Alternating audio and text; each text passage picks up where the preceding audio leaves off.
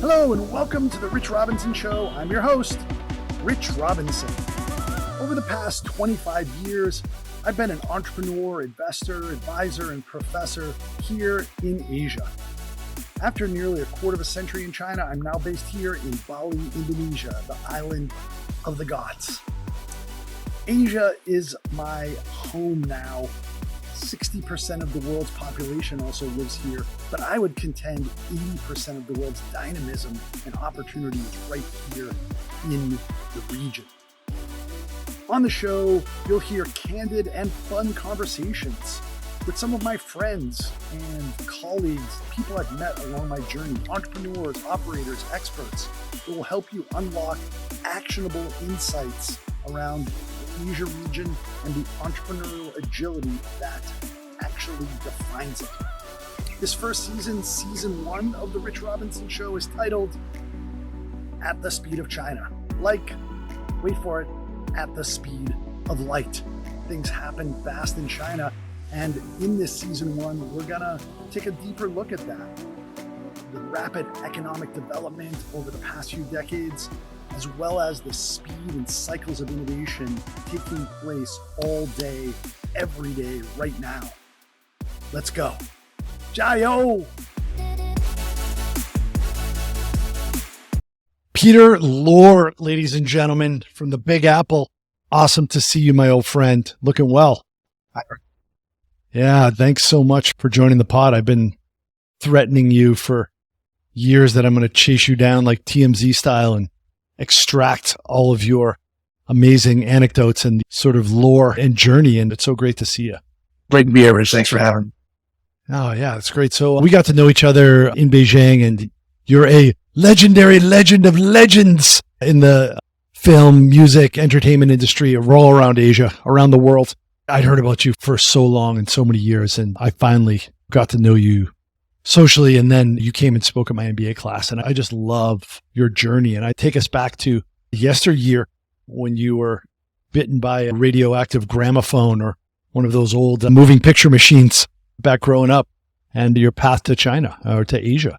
Yeah, so I studied international politics in school. I was always very interested in film and music, and graduated from university with a huge burden. I ended up going to work in a law firm as a paralegal, a firm called Skadden Arps. And I studied Japanese in school, graduated, had a Rotary scholarship to study in Japan in my year abroad, and graduated school fluent in Japanese, and had the opportunity to go in the late 80s, work at this law firm and really be focused on Japanese deals, which was an amazing and great learning experience. And I think it's where I met what I would consider the first of several really key mentors in my life. The guy who ran the Skadden office in Tokyo, where I ended up working for a year. Tony Zalone was this sort of legendary, to use your word, lawyer who was one of the first foreign registered lawyers in Japan. He spoke fluent Japanese, fluent Chinese. He was this statesman-like figure and was an amazing mentor to me and taught me a lot. And I think my experience at that firm over time really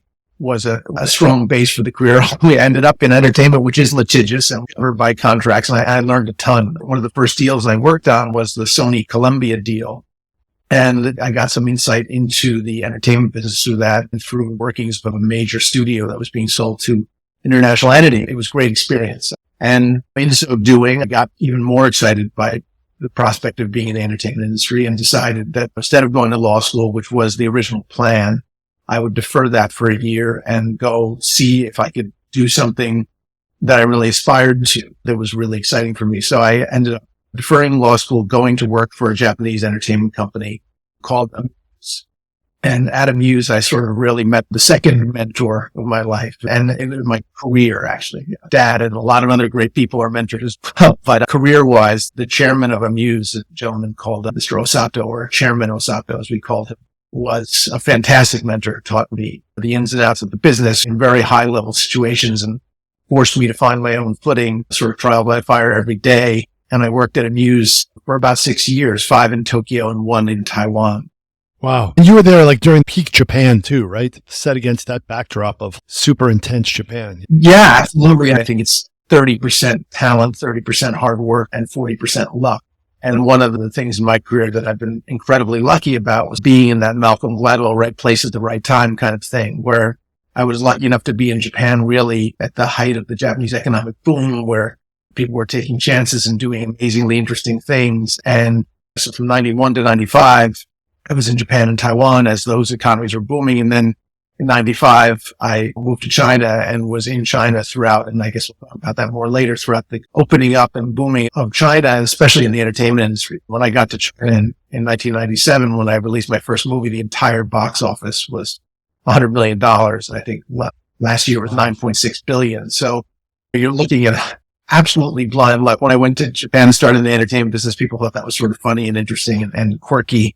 Then when I moved to China to do it, people thought it was crazy because there really was no entertainment business. But crazy like a fox, though, because I think you probably could take some agency in that. You could smell it, right? To be really honest, at the time, I couldn't. I just threw you a softball. I appreciate it, but I really can't take that 2020 hindsight credit. At the time, there were a lot of Chinese filmmakers I really wanted to work with, and I was fascinated by Chinese film and the stuff that was going on, and there was no such thing as a producer. And I thought that there might be a role for me in the amazing things that were happening. And so it was really creative more than it was.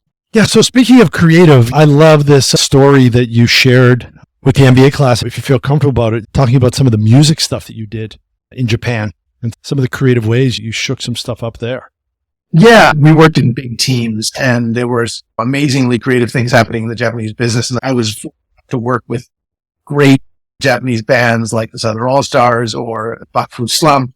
And I think at the time in Japan, the music industry was the second largest in the world. It was a CD-driven market, and it was a crowded marketplace, and people were doing amazingly creative things to market bands. Some ways, advertisements, and just sort of across the board. And we worked in teams that did amazing stuff. I remember things like on the subway, not having enough budget to do the kind of subway ad we wanted to do, and hiring kids to sit on the subway holding up the band's poster. Or things like that we did in the space of, hey, there's not enough money to do this, but we need to do something interesting, stand out from a crowd. And that is something that really, I think, served what I did in China later, because we started out really on a shoestring with no budget for anything, where almost all the marketing we had to do was going to be sponsor driven and have to be creative and guerrilla-like. And the stuff that we did in Japan really informed that later process in China. Yeah. And then also the fact that you had access to the chairman. I always think of Japan as very hierarchical, one of the most hierarchical places where you really have to kind of pay your dues. But you had sort of this intense, I guess, almost like chief of staff or right-hand man, turbocharged mentoring through that. Yeah, I think Amuse is a really unique place. And you've got to lump that in with the 40% luck in my career. When I joined the company, there were about 150 staff. And we all sat in one big giant room, and the chairman was sort of in the best spot in the room, but there were no walls. And over the years, the company expanded a lot, and now it's a listed company, and there are hundreds of staff in a Oval Office. But when I was there, it was sort of the company was very ascendant and certainly becoming dominant in the space, but it was early in the overall arc of the company. And Mr. Osato was a very unique guy. I mean, he saw the world black and white. Things were either interesting or stupid. You were either smart or stupid. And if you were aggressive enough and did some smart things, he would take you seriously. And I think I was lucky from the very beginning. I was the first international staff the company ever had. I was the first, I think, bilingual person that ever worked there. It was me and 150 Japanese entertainment people. And that is either a recipe for disaster or a recipe for really interesting things to happen. And luckily it turned into the latter, but it was very much a sink or swim place. And you just got in situations and you dealt with them. And I think the company had, for a Japanese company, relatively high turnover, but also a group of incredibly talented people that I became very close with to this day. I'm still in touch with a lot of them. My time there was really special. Wow, love it. And then speaking of sink or swim, you also got thrown into the deep end, willingly so, into Taiwan from there, which was a little bit of a zig in a way, but one that was, again, pretty prescient, and you kind of rode the music entertainment wave there, right? Well, again, after working in Amuse, I think for 4 years in Tokyo, where I sort of worked across different sections of the company. So I was in the international section, and I worked on music, and I had to work on films, and I got to work on television. And after 4 years of sort of jack of all tradings things, I said to Mr. Osato, I would love to work in film production. And he said he would put a think on that. And he said, no, actually, we're going to send you to Taiwan because the future of this company is Asian, and we want you to open an office there. And you should learn about another culture, another language. It's going to make you ultimately a better executive. And that's what you're going to do. And at the beginning, it wasn't really what I wanted. And I went to Taiwan. We opened a tiny office, and luckily the market there was booming in music and television. And we were able to do a lot of licensing work of Japanese TV shows into Taiwan and make the small office quite profitable pretty quickly. At the same time, he had sort of left me in charge of the whole Asian region, and I was traveling pretty constantly. And I had the opportunity to go back and forth to China a lot. I was looking at Chinese films. I was meeting Chinese filmmakers, and I was traveling back and forth to China. And I realized there was no such thing as a producer, and that maybe this was time to go out on my own finally. So Chairman Osato, I've mentioned many times already, he had gone out on his own at age 28 and formed the company Amuse after working at one of the biggest Japanese production companies, and had been incredibly successful. And I was 28. And I felt like this was my time. And that's where I sort of came across the second big mentor, a third actually, in my career, which was the head of Rock Records, a gentleman named Sam Duan. And when Sam heard I was leaving Amuse, he called me in and he said, "Hey, if you're leaving, what are you going to do?" And I said, "I'm going to China and make an independent film company." And he said, "Well, how are you going to do that?" And I said, "I really don't know yet.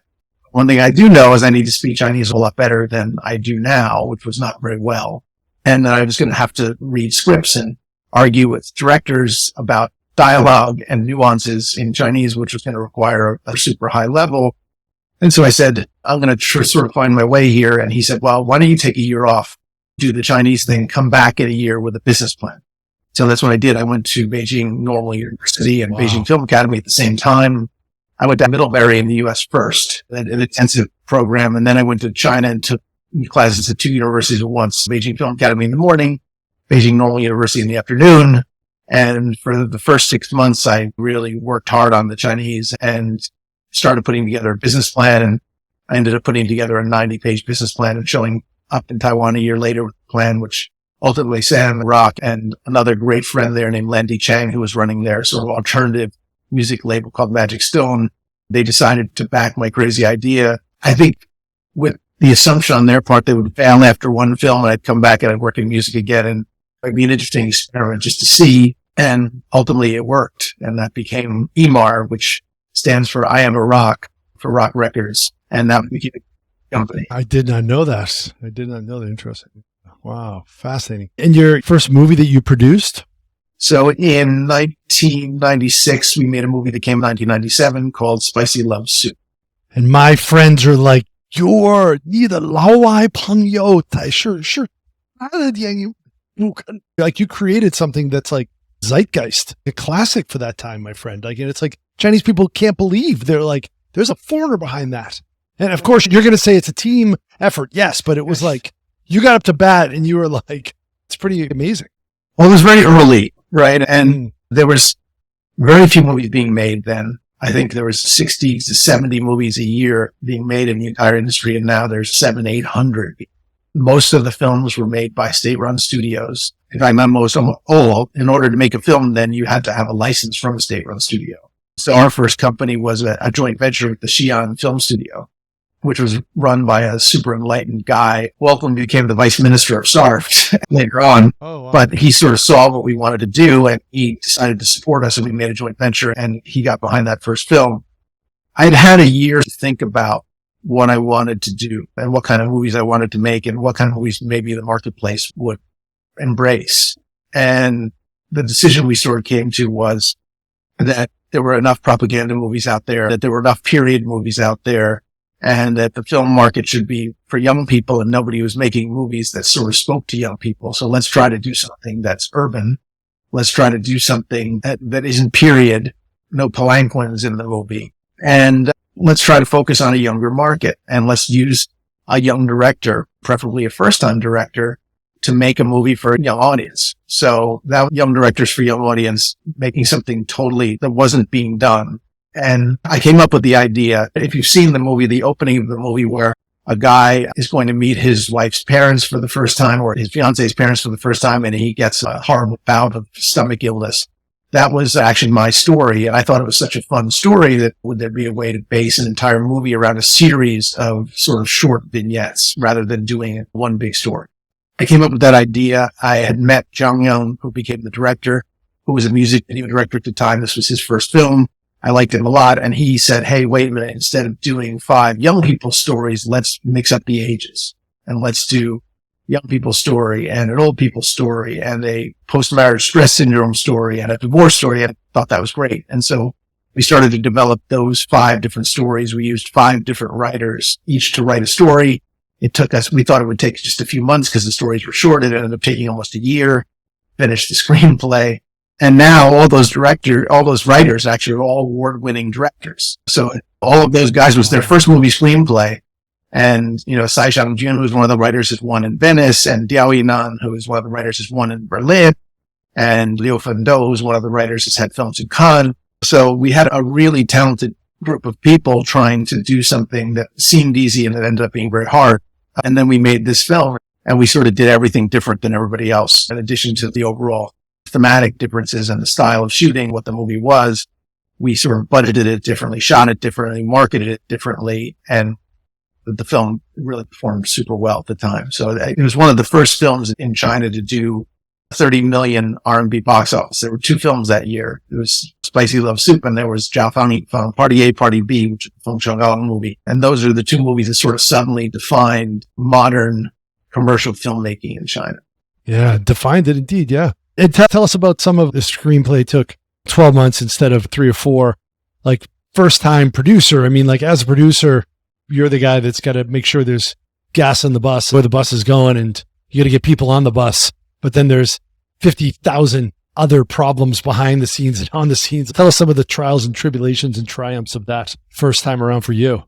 Yeah, I mean, it was a very small budget movie. So we're talking about a 3 million RMB movie. Wow. So at the time, that equated to about $350,000, right? And we thought we were very clever because by shooting shorter stories, we would need the actors for very short periods of time. So instead of saying to an actor, we have no money to pay you, but please don't make our movie, we could say we have no money to pay you, but we only need you for a week. Because each story, basically, the whole movie was shot over about 33 days. And if you divide that by 6, you're looking at 5 to 7 days per story, depending on the story. Some were faster, some were slower. But the trick was that was very clever, and that did work. And we were able to get amazing talent for not a lot of money because we didn't have a lot. But a lot of that was sort of our earnestness and our sincerity in the way we approached everybody and how passionate we were about what we were trying to do.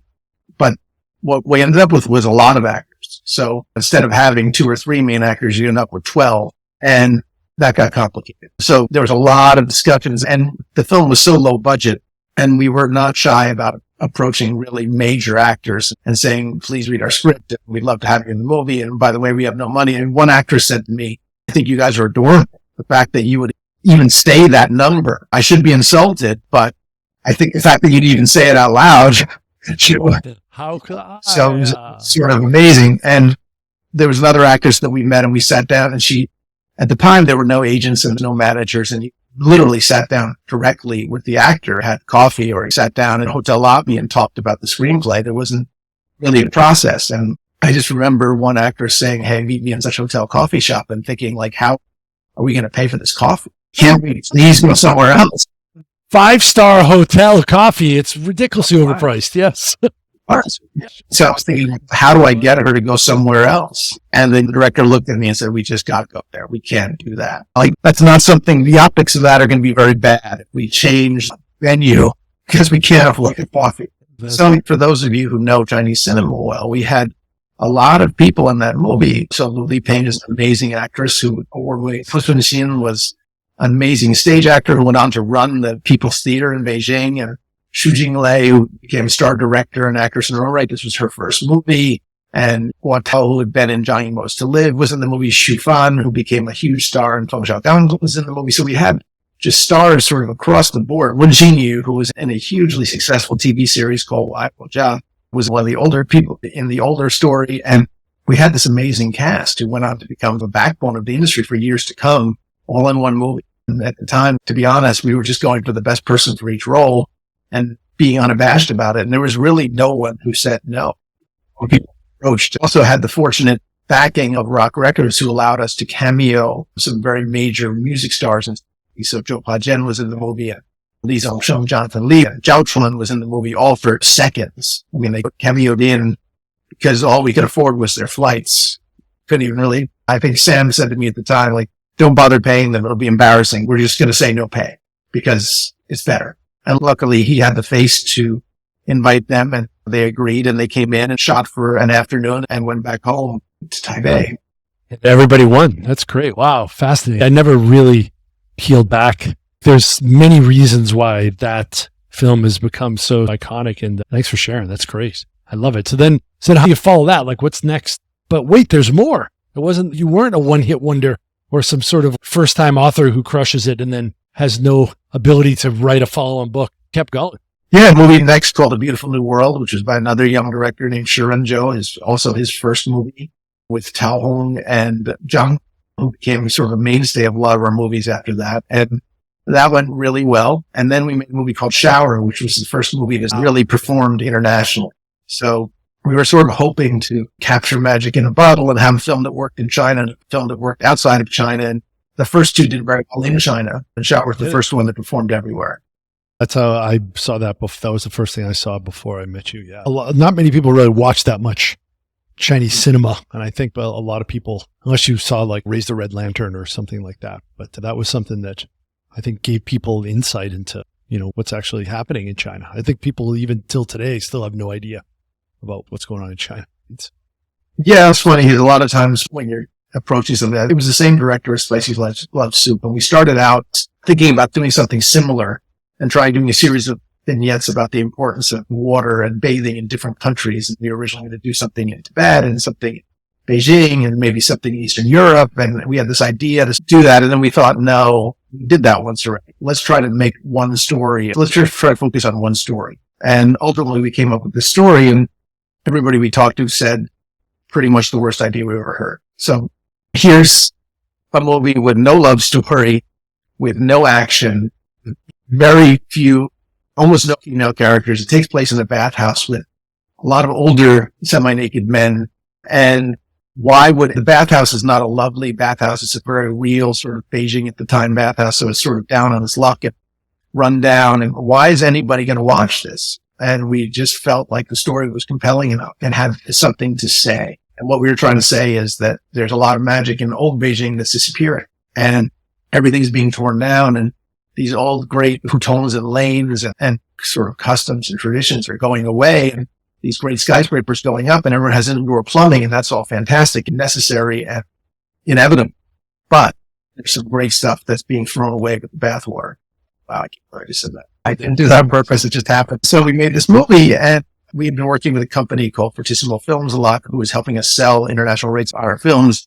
And they looked and they said, this is the movie. This is amazing. It's magic. We love this. Yeah. And so Michael Werner and Walter Barendrecht, who were there at the time, and took this film, and it ended up going to festivals all around the world and winning. So the film, I think, won 11 awards at 13 festivals and Sony Classics in the US. And suddenly we had a movie that did really well in China and did really well everywhere else. I mean, at the time, the big news story in China was the import of Western films were coming in. And the big tagline we sort of used to market the movie in China is, China used to only have import films, but now it has export films.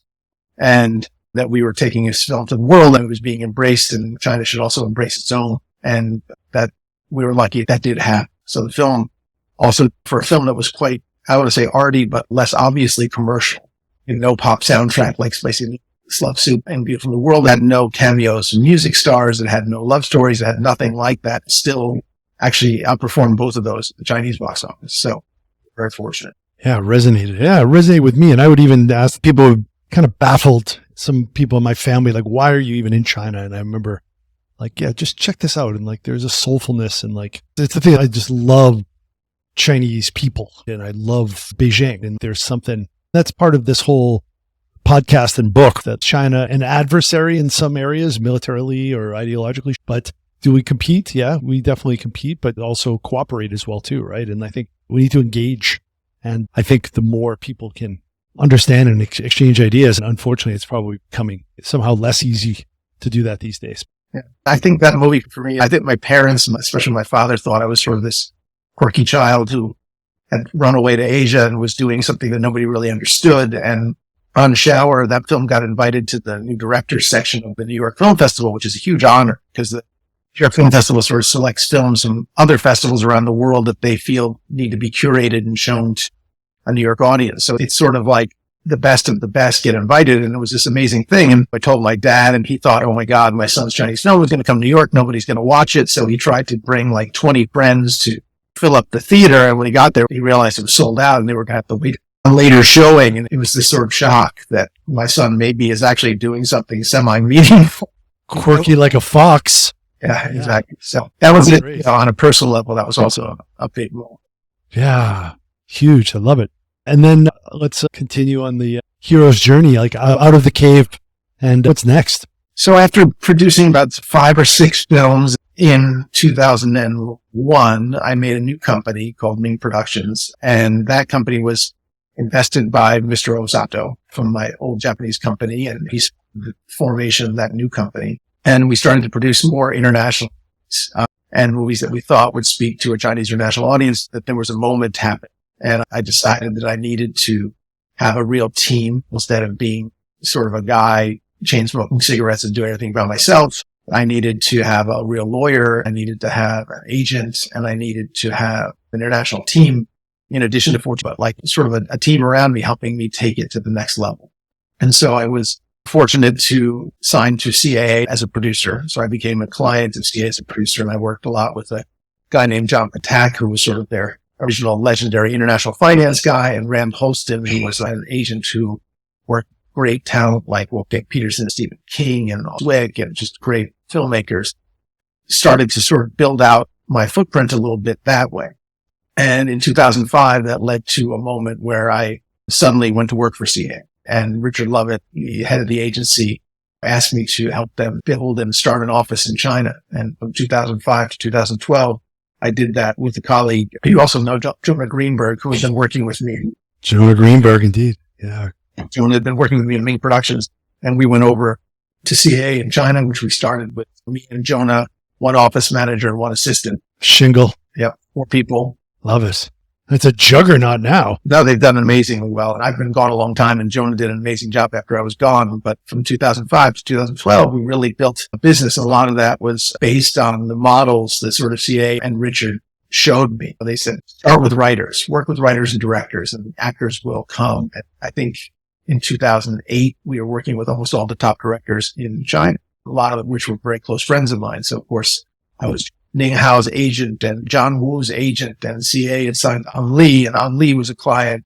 So it's actually like you lived in a Xiaochu, like a compound in Beijing that was known for other directors, actors, like film industry people. And I'd been over your house a few times, and you are so deeply ensconced in that universe, right? And there's so few foreigners really. And they were truly like your close friends, right? It's like when you said, oh, I went to work for CAA. It's like CAA had the person who was genetically engineered, best person to like come in and do that bridging between LA, the mothership, and China. And it's pretty, you were able to dominate so quickly because you had such high levels of trust and just like goodwill. Yeah, those guys are obviously, you don't need me to tell you how smart those guys are. And their sense of timing, when it was time to actually come into China and open up an office, was perfect. And their time so often is. And Richard and Brian and Kevin and Rand and all those guys who decided that we're going to make a China business, even though it may not be profitable at the beginning, we're going to take a run at this. Their timing was spot on. I had been there at that point for almost 10 years. Well, yeah, almost 10 years. And because I had been there when nobody cared about the business, and pretty much anybody could call up anybody and go sit down and have lunch or dinner or coffee because people weren't so super busy. There weren't so many people who were really trying to make things happen. I was able to make a lot of great relationships because the first few films worked so well. That really helped cement those relationships and also make me relevant to people that maybe I wasn't working with yet. And because there are so many people that talk the talk and so few people who actually did very much, us being able to not only talk about it and have vision for what we wanted, but to actually execute so well. Yeah. Relatively unique at the time. And so when suddenly we're going to make an agency and represent directors and writers, which nobody had done, right? Actors were starting to have managers, but nobody ever thought of signing a director as an agent or a writer as an agent because they don't have endorsement income and because they don't do big appearances that they get paid for. They don't go to Gucci parties that they get paid for. It just seemed like such a small thing to do, but we thought this all came from CA and Richard. They said, look, if you represent those guys and you're helping them make their movies, then you have the opportunity to package things and you have the opportunity hey, let's work with our writer, our director, and let's bring our talent into these filmmakers' projects. And if you have the ability to do that, then that talent will want to be with you. And ultimately, that's what happened. In 2008, I think CA was able to, while I was there in our third year, we were able to package 8 of the top 10 movies in China that. Wow. Yeah, and work on productions and really build out a business. And when I left in 2012, I think the business was really cooking, and Jonah took it over and took it up 2 more levels. Now CA is a big concern that really spread across every element of the Chinese entertainment space and is doing amazing work. So I'm proud that I was in the beginning. Great legacy. They've done what they've done since. But then another amazing peak beckoned in 2012 when you had another super powerful personality, which the entertainment industry, I guess, is somehow notorious for knocking, and you're still connected with him today. Tell us about that transition. Yeah, so in 2012, I thought it's time. I had learned so much at CA, and I had represented so many different types of people into the China market, from athletes to writers to novelists to endorsements to all kinds of things that I had never touched on as a producer. So in terms of my overall career development, that was a really essential 7 years. I mean, I learned so much, and I was taken out of my comfort zone so often that it was an amazing experience. And it was also amazingly stressful and difficult and hard at doing 700-800 emails a day and 100 to 150 phone calls a day and working across what had become such a large client list. I felt like I needed to get back into making films. It was time to sort of get out of packaging and representation and back to films. And it was a very hard decision to make because I was working with such amazing people, but I decided that's what I was going to do. And I started surreptitiously talking to people and trying to figure out where I was going to go. And while I was at CA, I'd come across Thomas Tull. Richard had introduced me to Thomas, who was running a company called Legendary. And I got to know Thomas because he was trying to build a China business. And I had been able to give him some advice, some good, some bad. I think some he appreciated, some, and when I was getting ready to go, I was talking to one of the major US studios, and I was talking to a big Chinese company, and then it sort of leaked out that I was leaving, and Thomas called me up and he said, in Thomas's way, because Thomas is a force of nature, and if I'm going to do this mentor list, of course he's on it. He's the only one on it that's younger than I am. But Thomas said, hey, wait a minute, are you on the market? And I cut a couple expletives out of that statement because what had happened is one of the people I was talking to had leaked to the press that I was considering going to work for them. And that has sort of forced the situation a little bit. And that's how Thomas knew about it. He said, here's what we're going to do. You're going to just hold on a second. And I'm going to send you an offer tonight. And tomorrow you're going to shake my hand on the phone because it's going to be good enough that you're going to do that. And I said, wow, well, give it your best shot. And I'd love to see what you have to offer, what you have to say. And the next day he did that. And in Thomas's, inimitable way, while everybody else was sort of doing nothing over the weekend, Thomas was calling me 3 times and thing home. And by Monday it was done. And so I had this great opportunity to work for a company, again, Legendary, which was absolutely ascendant at the time and had an amazing team. Thomas running the whole thing and John Jashny running creative and Marty Wilhite, who was the CEO and running legal. It was just this amazing team of guys and women too. It was just a great people. And I was sort of tasked with 3 things. One was effectively distributing the Legendary films, the films that were made by the U.S. studio in China. So films like Pacific Rim, Godzilla, and Warcraft. What could we do with those films in the China market? And second, bringing on partners. So strategic Chinese partners who could help release those films better, help market those films better, and who ultimately could become investment partners in films like that. And then also making big Chinese U.S. co-productions. So there was sort of a 3-tiered approach. And I did that from 2012 to 2017. And it ultimately resulted in us selling the company to a Chinese company, Wanda, who we had worked with very closely.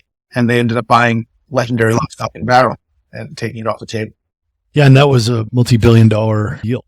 Yeah. It was. And that was something that you initiated that partnership with Wanda because they're also headquartered in Beijing. Yeah. When I was at CAA, we represented Wanda when they were looking to purchase a U.S. theater chain. And I had the opportunity to work with them as they bought AMC, the U.S. chain. And you got to know Wang Jianlian? That's his name. Yeah. I got to know Chairman Wang, and I got to know some of the key people there, Jerry Ye and Jeffrey Liu, the CFO and head of the entertainment company, and Lincoln Zhang, all through that period of advising on AMC. And Thomas, in 2000, I want to say 2014, maybe 15, was going to come to China, and he sort of wanted to meet everybody in the industry. And I said, okay, well, you've got to meet these guys. And again, the Chinese industry was taking off, but it hadn't really reached that sort of super critical mass yet. And I still had Jimmy Walton's cell number, and I texted him and I said, hey, I'm at a new company now, and my boss is coming in, and Jeff Shell, who was running Universal at the time, was coming in, and let's set up a lunch for everybody. And we set up a lunch, and everybody really hit it off. And that's led to a slowly gestating several year process of Wanda's first investing a small amount into Legendary and then ultimately buying the whole company. Wow.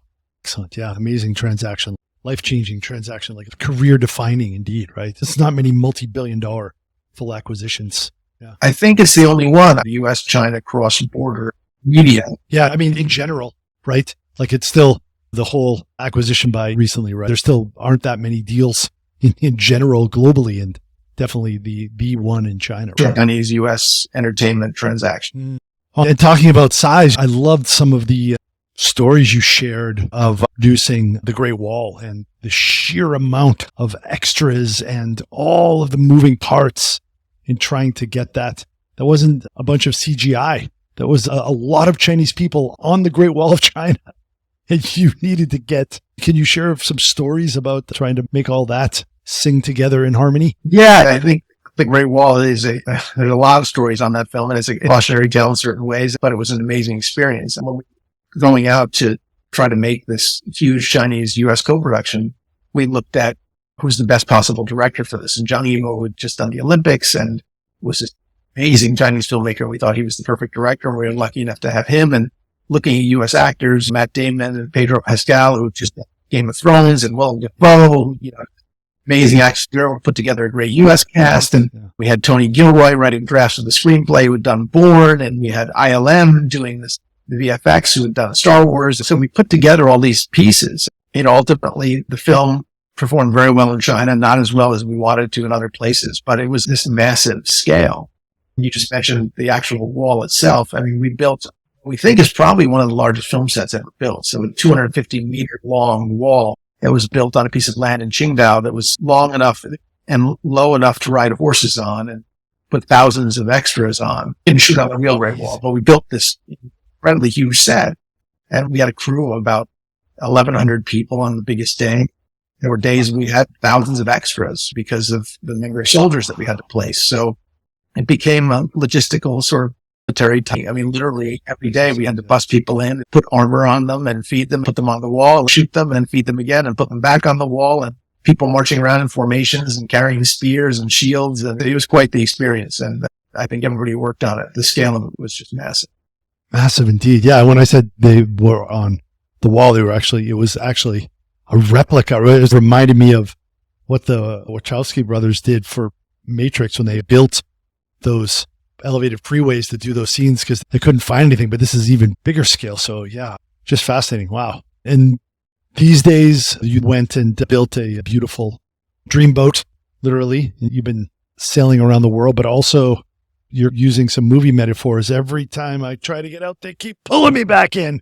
And you talk about Thomas Tull being a force of nature, and I'd never met him, but you yourself have the force is strong with this one. You have too much to give to the universe, and the universe has too much to demand of you for you to just continue sailing around the world. So tell us what you're in these days. It's funny. So when the Legendary sale happened and I decided I was going to leave, I had to have a year of gardening leave where I had a non-compete and I wasn't allowed to work anywhere. And so we sort of had a year to think about what it was that we really wanted to do. And it led to a lot of sort of deep thought with my wife over dinner and thinking about what's next. And I think we decided that there were going to be some parameters that defined the next third to half of our lives in terms of what we did work-wise. And the first was we didn't really want to be CEOs again. I didn't want to be working in an office running a big operation. I wanted to do things I was passionate about and focus on those things. And that I wanted to have a hobby for once in my life because I've been working 18 hours a day for 25 years, working weekends, and never really had any hobby at all. So we wanted to have a hobby, and we wanted to really focus on the stuff that we wanted to do and allow for some free time as well. So now we're doing sort of three different things, or I'm doing three different things. One is I'm producing a movie called Go 13 that is based on a really iconic piece of Japanese IP It's actually the longest running manga and the second biggest selling manga ever. So it's been in circulation since 1968. And the same writer is still writing it, and he's amazing. And I used to read this comic when I was studying in Japan in 1987. It was a comic I used to read back then. And actually, Amuse, my old boss, Mr. Osato, called me in 2001 and had me develop a screenplay for it for a year, and ended up not being able to get the rights. And it went away. And then a very good friend of mine, Samuel Hadida, did get the rights. And he unfortunately passed away. And now I'm producing it with his brother, Victor, who runs Metropolitan, which is a huge company in France and one of the most successful exhibitors there. That's a movie that I've got really excited about. And we have a director attached to a finished screenplay. We just translated into Japanese. And so that's sort of ongoing. And we're really excited to make that movie next year. I'm also on the board of IMAX China Holdings, which is IMAX's China company. And that IMAX is a company I've had a relationship with since back in the days of CA when they were clients. And Rich Gelfand, the chairman, has always been a close friend and somebody I love working with. So I'm doing board work with IMAX right now. And you just spoke about Thomas. I'm working with Thomas on a company called Genies, which is in the NFT space. I'm lucky enough with Thomas again as he identifies the next home run, and been working on that for about 2.5 years now. And the company's really grown from a very small group of people over a taco stand in Venice to be a company that's raised significant money at high mid 9-figure valuations. So doing a little bit of everything, trying to learn something every day. Like you mentioned, I've been doing a lot of sailing and traveling, but for better or worse, the pandemic has made remote work very easy and more normal. So wherever I am, be it on a boat in the Caribbean or in South America or Europe, I can actually just jump on it and continue to work like nothing happened. So that's what I've been doing. And it's been a great ride and a lot of fun. So trying to keep busyness level down, failing a little bit. Yeah. When you said that you worked 18 hours, a lot of people say that, but you're actually one of the few people I know that to actually be true. Like you actually have this ability to sleep less. And Joan or other people, like you literally were like one call, another call, like some sort of Hollywood mogul from the 30s or something like that. Like living that year after year. It's pretty, your staying power is pretty amazing. I was never a good sleeper. I always thought that was one of my big advantages because I used to sleep 4 hours a night and just sort of be working the rest of the time. I did realize ultimately that I was destroying my health by doing that. It took me about 24 years to realize it. Now that I've gotten up to 6 hours a night and I'm feeling an awful lot better, I realize what I was doing to myself. So I'm going to try to preserve that 6 hours and not work the rest of the time and have a couple hours a day to just not work. It's 7.5 for me, 1.5 hour sleep cycles. And then I'm good. So, hey, talking about the cycles and on the hour. Wow. As advertised, amazing journey so far, but still a very young and promising man. And you have many more adventures ahead of you that I look very much forward to chronicling and watching. And thanks a lot. It was great. Well, thanks, Rich. You're as inspiring as ever, and thanks for having me on. I really appreciate the platform and love what you're doing with this thing. And I can't wait to see other guests that you have on because it's amazing stuff you're doing. Thanks, buddy. That's great.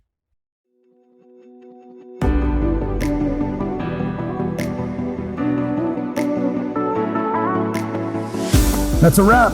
Thanks for listening to this episode of The Rich Robinson Show, Season 1 at the Speed of China. Visit therichrobinson.com/show to smash that subscribe button. Please also go to iTunes or whatever platform of choice, rate and comment. And until next time, thank you very much. 再见. 谢谢.